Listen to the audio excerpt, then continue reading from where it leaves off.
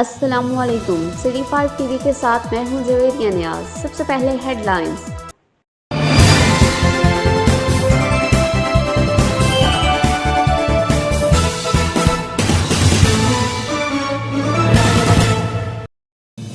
Deputy commissioner Gujarat doctor Khurram Shahzad ने lockdown के दौरान हुकूमत पंजाब की हदायत के मुताबिक इंतजामिया से भरपूर तावन पर जिला गुजरात के शहरियों का शुक्रिया अदा किया है और कहा है कि जिला गुजरात में कोरोना वायरस का खतरा बदस्तूर मौजूद है।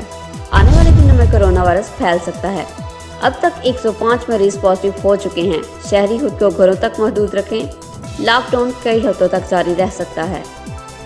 ट्रैकिंग, ट्रेसिंग, टेस्टिंग का अमल जारी है। फूड सप्लाई चेन जारी रखने पर ताजर कम्युनिटी के इंतहाई मशहूर हैं। इन्होंने मजीद कहा है कि कोरोना वबा से बचने के लिए आपस में मेलजोल से परहेज करें। रिपोर्ट कर रहे हैं आफ्ताब राठौड़। जी, deputy commissioner Gujarat doctor Khurram Shahzad ने लॉकडाउन के दौरान हुकूमत पंजाब की हदायत के मुताबिक इंतज़ामिया से भरपूर तावन पर ज़िला गुजरात के शहरियों का शुक्रिया अदा किया और कहा कि ज़िला गुजरात में कोरोना वायरस का खतरा बदस्तूर मौजूद है। आने वाले दिनों में कोरोना फैल सकता है। अब तक 105 मरीज़ पॉजिटिव हो चुके हैं।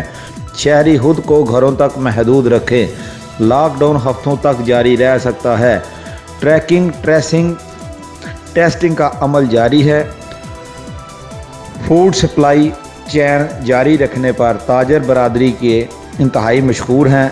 उन्होंने मज़ीद कहा कि कोरोना वबा से बचने के लिए आपस में मेल जोल से गुरेज करें।